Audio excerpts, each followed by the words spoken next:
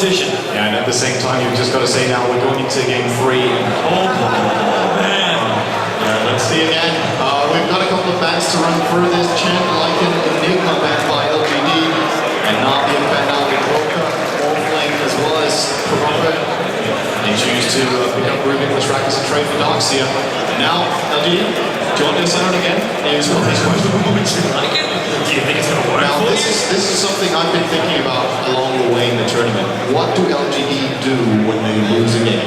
Do they have something new they pull off? Because it's like, if you remember the International one, Navi were playing, to be fair, one strategy the whole way, and nobody touched them, so they didn't change it. And they lost one game to Emo, and they swapped around and did something else. Now what, LGD? Now they lost a game.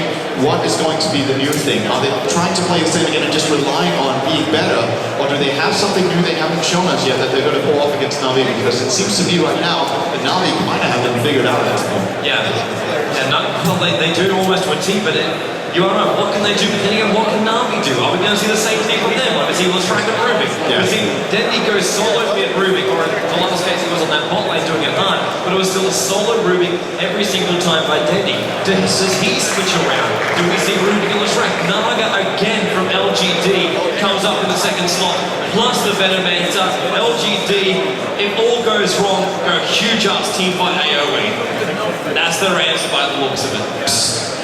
Makes the noise of your Deadly punch.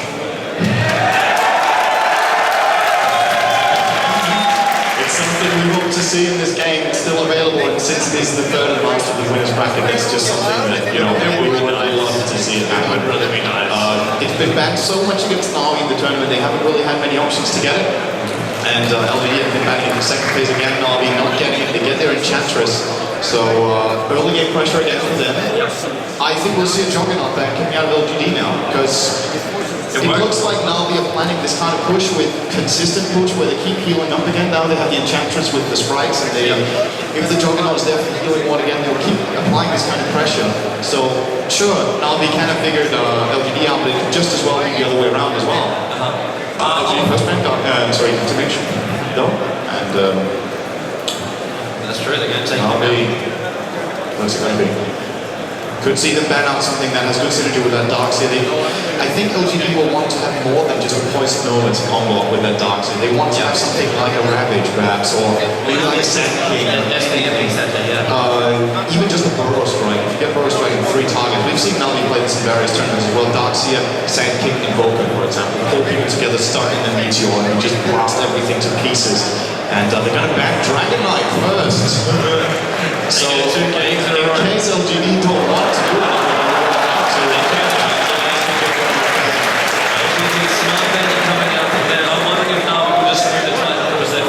directed bans at the Ghost, these last 2. Now the Ghost will have to play something new, and he's been playing like Activate's Juggernaut for a long game. Why did Navi switch this up? This is the trend we're seeing. And when you play best of 3s, there's always been the same kind of thing that's been running. Like, you know Puppy's going to be on Enchantress. You know you're going to have Arsar on the track. You know you're going to have Deadly on Rubik. But what happens if a Force picks up on the track? We see a hard carry Avatar kind of style Leshrac coming out from him. Then the entire game changes. And it's like, well, we weren't really expecting that. Or do we go with the sense Navi go with what they know? I think they'll go with what they know.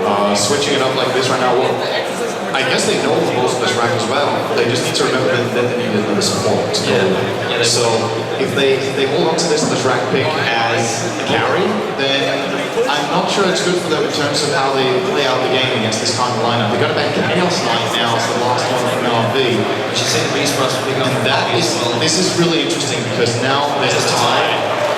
Surprisingly, Navi must have seen this coming. So well, we know Beastmaster should be the obvious pickup from Navi now. They still need their offlane hero. So it's either Windrunner or Beastmaster. Poppy's got to look at this selection. And he might, unless he's feeling someone can go straight up against Darkseer. If Darkseer's going top lane for LGD, put a Windrunner up against him or do something along those lines. Something to get rid of the creeps. Maybe we can go that classic kind of style with the clinks with an awful level. It's classic, man. It's possible. It's something Navi have been playing as well, actually, but they didn't have so much success with it in the tournament, so they kind of threw that one way. There's a Beastmaster, good call. And I'm hoping he's going to move out that one now a bit earlier. LGD needs a carry, and then Anti-Mage is out because they banned it themselves. Morphlake is gone from Navi. DK is gone from Navi. And CK is gone. They get Queen of Pain for for Yami. Yeah, I was thinking Naga. No, Alright. No, Silent will take Naga in this scenario. what is it going to be? It could be anything. I'm gonna go with a really bold call here and say they might pick up an Ice Stalker. Simply because it's one of our most heroes, it's really going to get Queen of Pain. The Silence could be nice against Naga Siren. They kind of have this. They go late game, they Yeah, well, so will they in the last thing. Anything snare for Naga is really going to make it so hard for him to move on the map. Or we could go something completely over the top. It's like, well, if they're going to go mass teamfight control, why don't we try and do the same? Do we even start looking at something which is just huge teamfight control and go like a Faceless Void or something? Do we try going down that line? Faceless Void here, actually. Or do we even say, you know what, attack us all, go Spectre? Spectre is not. Just give it these two pieces.